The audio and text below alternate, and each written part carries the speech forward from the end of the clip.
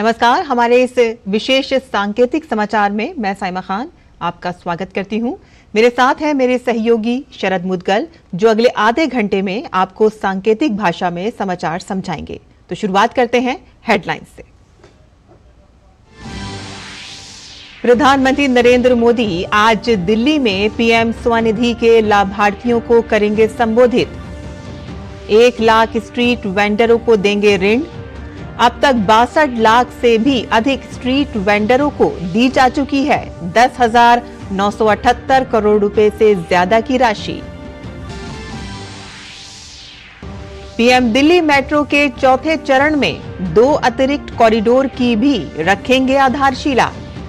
लाजपत नगर से साकेत जी ब्लॉक तक और इंद्रलोक से इंद्रप्रस्था तक 20 किलोमीटर से अधिक के कॉरिडोर।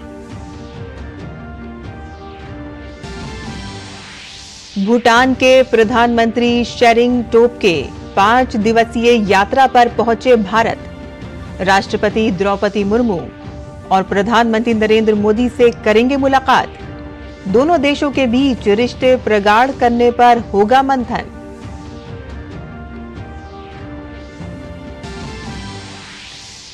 एक देश एक चुनाव पर उच्च स्तरीय समिति ने राष्ट्रपति द्रौपदी मुर्मू को सौंपी रिपोर्ट। रिपोर्ट में दिए गए अहम सुझाव, संविधान में उपयुक्त संशोधन की भी सिफारिश।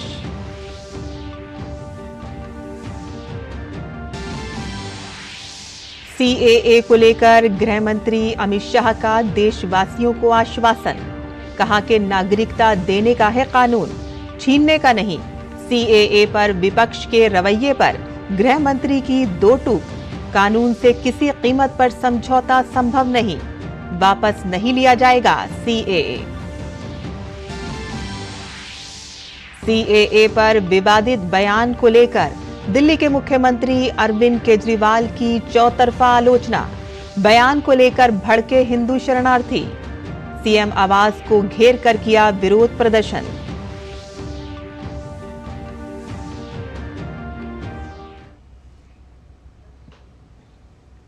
और अब समाचार विस्तार से। प्रधानमंत्री नरेंद्र मोदी दिल्ली के जेएलएन स्टेडियम में आज शाम पीएम स्वनिधि योजना के लाभार्थियों को संबोधित करेंगे और इसके साथ ही प्रधानमंत्री इस अवसर पर 1 लाख स्ट्रीट वेंडरों को इस योजना के तहत ऋण भी वितरित करेंगे, जिसमें दिल्ली के 5,000 स्ट्रीट वेंडर भी शामिल हैं। महामारी के कारण गहराए वैश्विक आर्थिक संकट के दौरान समाज के हाशिए पर पड़े तबकों या वर्गों को आर्थिक सहायता प्रदान करने के प्रधानमंत्री के विजन से प्रेरित होकर 1 जून 2020 को पीएम स्वनिधि योजना लॉन्च की गई थी। अब तक देश भर में 62 लाख से भी अधिक स्ट्रीट वेंडरों को 10,978 करोड़ रुपए से ज्यादा की राशि के 82 लाख से अधिक ऋण वितरित किए जा चुके हैं। अकेले दिल्ली में 232 करोड़ रुपए की राशि के लगभग 2 लाख ऋण वितरित किए गए हैं। ये योजना अब भी उन लोगों के लिए वित्तीय समावेशन और समग्र कल्याण का प्रतीक बनी हुई है जो सदैव ही इससे कमोबेश वंचित रहे हैं। प्रधानमंत्री इस कार्यक्रम के दौरान दिल्ली मेट्रो के चौथे चरण में 2 अतिरिक्त कॉरिडोर की भी आधारशिला रखेंगे। ये कॉरिडोर कुल मिलाकर 20 किलोमीटर से भी अधिक लंबे होंगे और कनेक्टिविटी बढ़ाने एवं यातायात की भीड़ को और भी कम करने में काफी मदद करेंगे। और देश के कोने कोने में चल रहे मेरा पहला वोट देश के नाम अभियान में पहली बार मतदाता बनने वाले युवाओं को जागरूक करने के प्रयास जारी हैं और देश के अलग अलग हिस्सों में चल रहे इस अभियान से जुड़ा एक वीडियो को प्रधानमंत्री नरेंद्र मोदी ने अपने सोशल मीडिया प्लेटफॉर्म एक्स पर साझा किया है।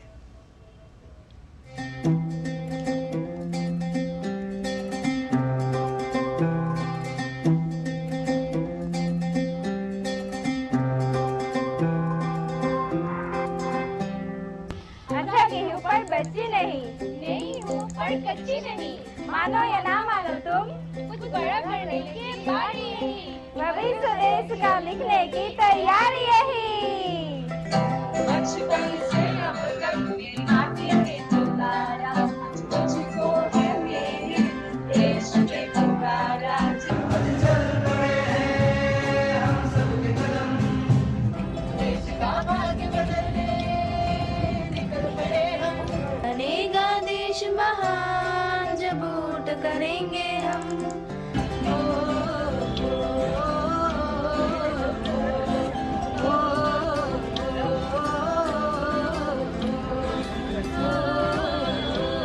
मुझको है मेरे देश ने पुकारा, अब चल पड़े हैं हम सबके कदम, बदलने भाग्य देश का निकल पड़े हैं हम पहली बार वोट देने वाले हैं। मेरा पहला वोट देश के लिए, मेरा पहला वोट देश के लिए।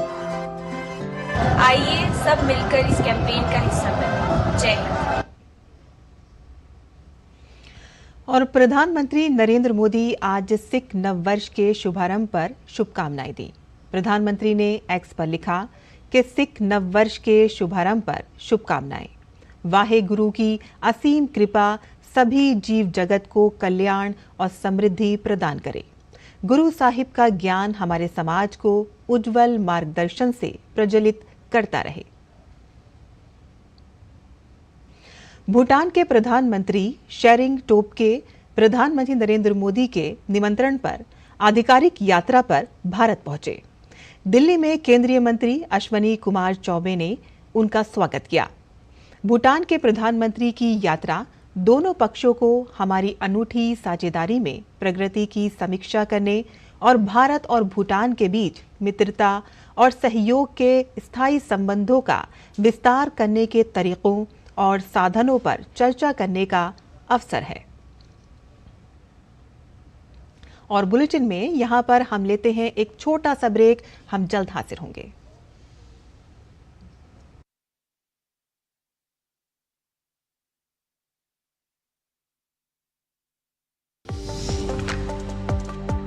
सड़क दुर्घटना में प्राथमिक चिकित्सा का है विशेष महत्व। घायल व्यक्ति को सावधानी से निकालें, व्यक्ति की सांस व नब्ज जांच लें। चोट लगने पर तुरंत प्राथमिक उपचार आवश्यक है। खून बह रहा हो तो कपड़ा बांधकर रोकें। घायल व्यक्ति को खड़ा करने या चलाने की कोशिश बिल्कुल न करें। और ब्रेक के बाद हमारे इस विशेष सांकेतिक समाचार में आपका फिर से स्वागत है। केंद्रीय गृह मंत्री अमित शाह ने नागरिकता संशोधन विधेयक की अधिसूचना जारी होने पर केंद्र सरकार के रुख को स्पष्ट करते हुए कहा कि सीएए से इस देश के अल्पसंख्यकों या किसी और व्यक्ति को डरने की जरूरत नहीं है, क्योंकि सीएए में किसी की नागरिकता लेने का प्रावधान नहीं है। माइनॉरिटीज या तो किसी और व्यक्ति को डरने की जरूरत नहीं है, क्योंकि सीएए में किसी की नागरिकता लेने का प्रावधान ही नहीं है। सीएए सिर्फ और सिर्फ 3 देश अफगानिस्तान, पाकिस्तान और बांग्लादेश से हिंदू, सिख, बौद्ध, क्रिश्चियन और पारसी जो जैन और पारसी शरणार्थी आए हैं, इनको उनका अधिकार देने का कानून है। गृह मंत्री अमित शाह ने कहा कि सीएए कानून कभी वापस नहीं लिया जाएगा। हमारे देश में भारतीय नागरिकता सुनिश्चित करना ये भारत का विषय है और भारत की संप्रभुता का निर्णय है। हम इससे कभी समझौता नहीं करेंगे। कानून कभी वापस नहीं जाएगा और भारत की नागरिकता सुनिश्चित करना ये भारत का विषय है, भारत की संप्रभुता का निर्णय है। इसके साथ हम कोई कॉम्प्रोमाइज नहीं कर सकते। केरल, तमिलनाडु और पश्चिम बंगाल द्वारा कहे जाने पर कि वो अपने राज्यों में सीएए लागू नहीं करेंगे, इस सवाल पर केंद्रीय गृह मंत्री अमित शाह ने कहा कि हमारे संविधान के अनुच्छेद 11 में संसद ने नागरिकता के बारे में कानून बनाने का अधिकार सिर्फ और सिर्फ भारत की संसद को दिया है। हमारे संविधान के अनुच्छेद 11 में संसद ने नागरिकता के बारे में कानून बनाने का अधिकार केवल और केवल भारत की संसद को दिया गया है। एक केंद्र का विषय है, केंद्र और राज्यों का साझा विषय नहीं है।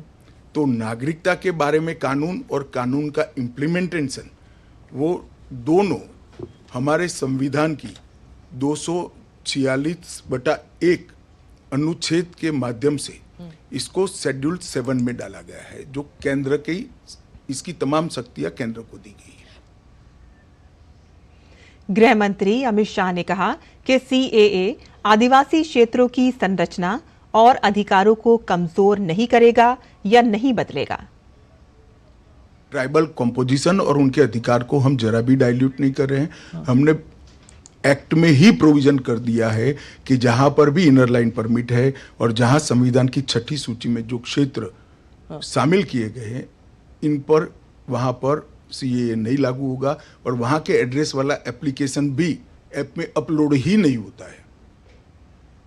और यहाँ इस बुलेटिन में हम यहीं रुकेंगे और जल्द हाजिर होंगे एक छोटे से ब्रेक के बाद। अब लोन प्रोसेसिंग में इतनी देरी, ये सब ना तुमसे नहीं होगा। लो तुम ही कर लो। देखो तुम झूठ बोलो लेकिन। इधर आओ। क्या बात? फाइनेंशियल एसेट्स का प्रमाण देना है, इस वजह से लोन अटका है। देखो, अकाउंट एग्रीगेटर से जुड़ो। अकाउंट एग्रीगेटर बैंक इत्यादि के पास उपलब्ध आपकी वित्तीय जानकारी को आपकी स्पष्ट सहमति से ऋण देने वाली वित्तीय संस्थाओं से साझा करता है। पापा, it is so easy. RBI कहता है, जानकार बनिए, सतर्क रहिए। हो बिजनेस बढ़ाना, गुड़िया को पढ़ाना या मिसेस के साथ वेकेशन, लो मुथूट फाइनेंस गोल्ड लोन। भरोसा इंडिया का, भरोसा इंडिया का। मुथूट फाइनेंस, भारत का नंबर 1 सबसे भरोसेमंद financial services brand. Gold loan के लिए अभी कॉल करें 1-800-313-1212। मोदी सरकार की गारंटी, महिलाओं के लिए धुआं मुक्त रसोई। प्रधानमंत्री उज्ज्वला योजना के तहत 10 करोड़ गैस कनेक्शन। हमारा संकल्प, विकसित भारत।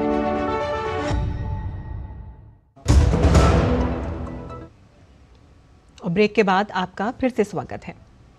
सीएए को लेकर दिल्ली के मुख्यमंत्री अरविंद केजरीवाल के हिंदू शरणार्थियों पर दिए विवादित बयान के बाद उनकी हर तरफ आलोचना हो रही है। इस मामले पर हिंदू शरणार्थियों ने केजरीवाल के घर के बाहर विरोध प्रदर्शन किया। सीएए को लेकर दिल्ली के मुख्यमंत्री अरविंद केजरीवाल ने कहा था कि पाकिस्तानी हिंदू शरणार्थी के कारण दिल्ली में चोरी, रेप और अपराध की घटनाएं बढ़ेंगी। उनके बयान के बाद हिंदू शरणार्थी भड़क गए हैं। हिंदू शरणार्थियों ने केजरीवाल के घर के बाहर प्रदर्शन किया है।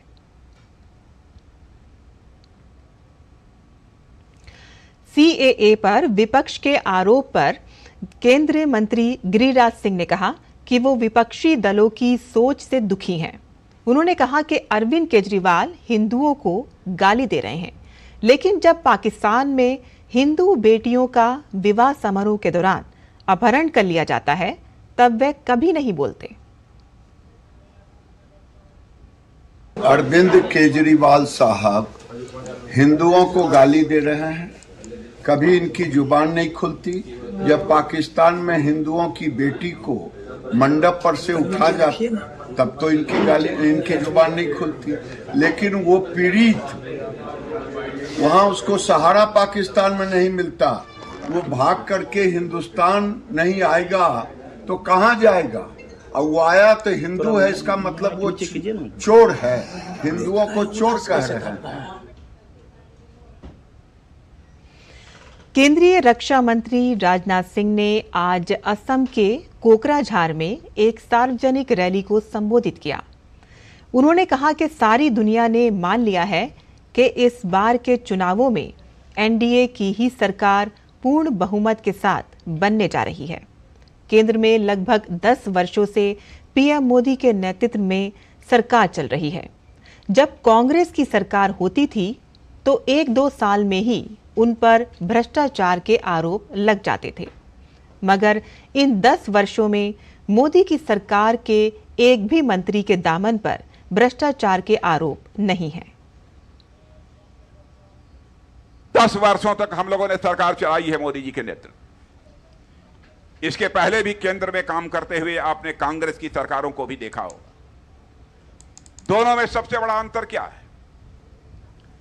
कांग्रेस की सरकारों पर साल 2 साल में ही भ्रष्टाचार के आरोप लग जाते थे, लेकिन 10 वर्ष का समय गुजर जाने के बावजूद भी मैं दावे के साथ कह सकता हूं, चाहे भारत हो अथवा दुनिया का कोई देश हो, उंगली उठाकर नहीं कह सकता है कि हमारे प्रधानमंत्री अथवा उनकी कैबिनेट के किसी मंत्री के दामन पर कोई भ्रष्टाचार की दाग लगी हुई हो। यह दुनिया का कोई व्यक्ति नहीं कर सकता।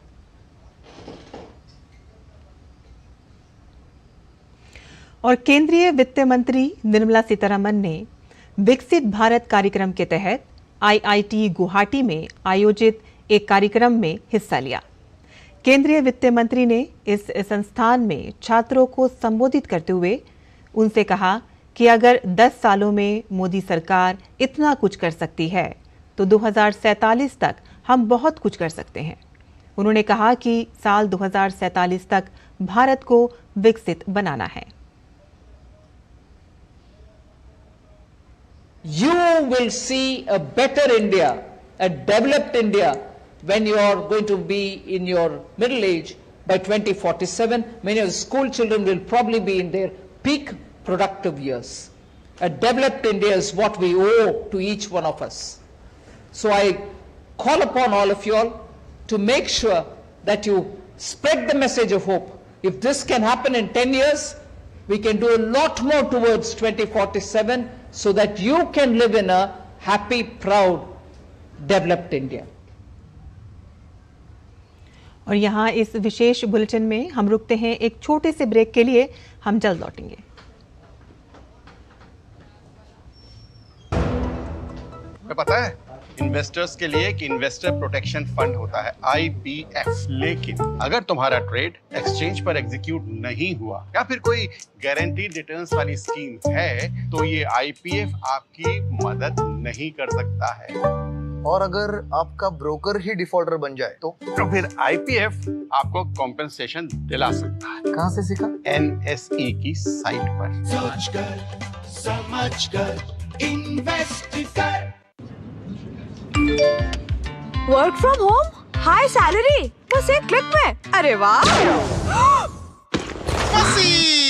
अनजान लिंक्स पर क्लिक मत कीजिए। RBI कहता है जानकार बनिए, सतर्क रहिए।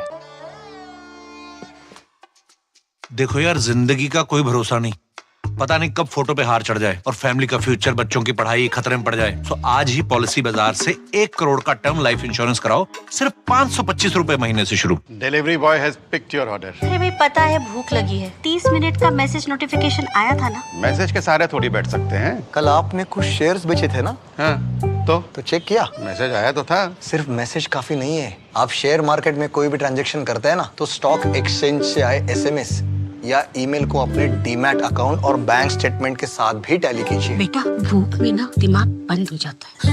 सोचकर समझकर इन्वेस्ट कर। और ब्रेक के बाद आपका फिर से स्वागत है। बढ़ते हैं आगे। आम आदमी पार्टी ने पंजाब में लोकसभा चुनाव के लिए पहली सूची जारी कर दी है, जिसमें 8 उम्मीदवारों के नाम हैं।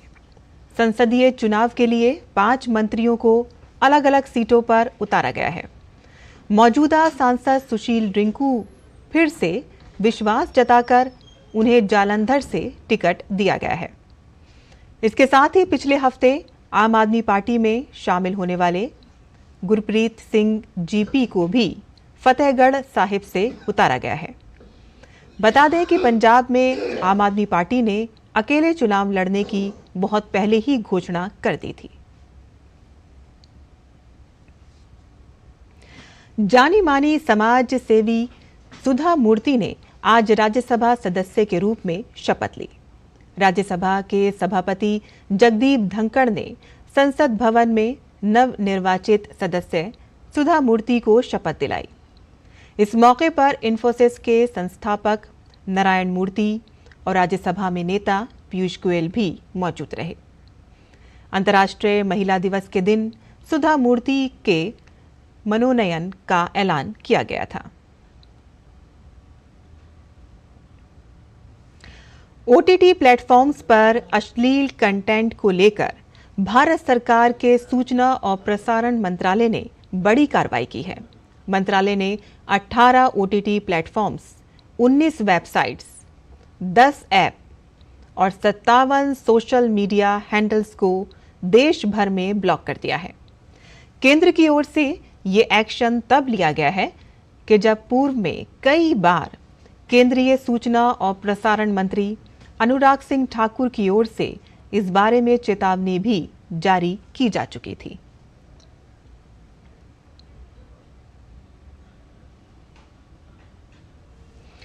लोकसभा चुनाव से पहले कांग्रेस पार्टी को बड़ा झटका लगा है।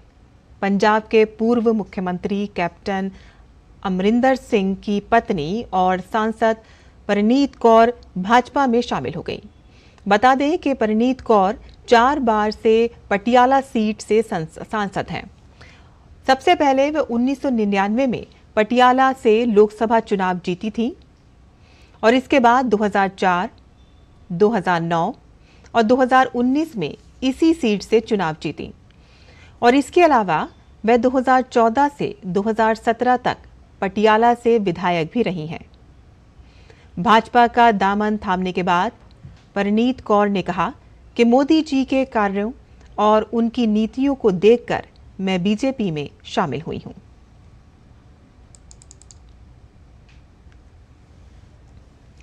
सुप्रीम कोर्ट ने अजीत पवार गुट से अंडरटेकिंग देने को कहा है कि वो चुनाव प्रचार में शरद पवार का नाम और उनकी तस्वीर का इस्तेमाल ना करें।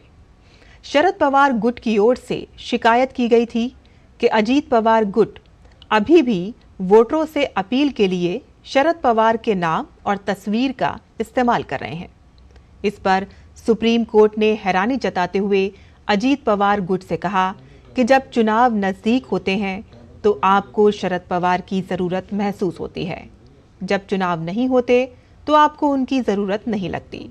अब आपकी एक अलग पहचान है, उसी के साथ अब मतदाताओं के बीच जाइए। कोर्ट ने अजीत पवार गुट से इस बारे में 2 दिन में अंडरटेकिंग दाखिल करने को कहा है। अगली सुनवाई 19 मार्च को होगी।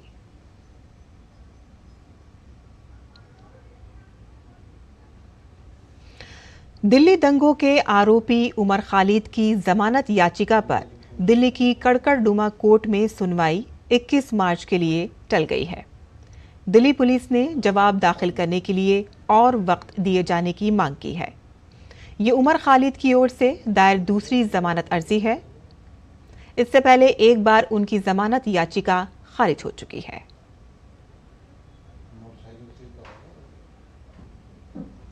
और आज के हमारे इस विशेष सांकेतिक समाचार में बस इतना ही। मुझे और मेरे सहयोगी शरद मुदगल को इजाजत दीजिए। नमस्कार।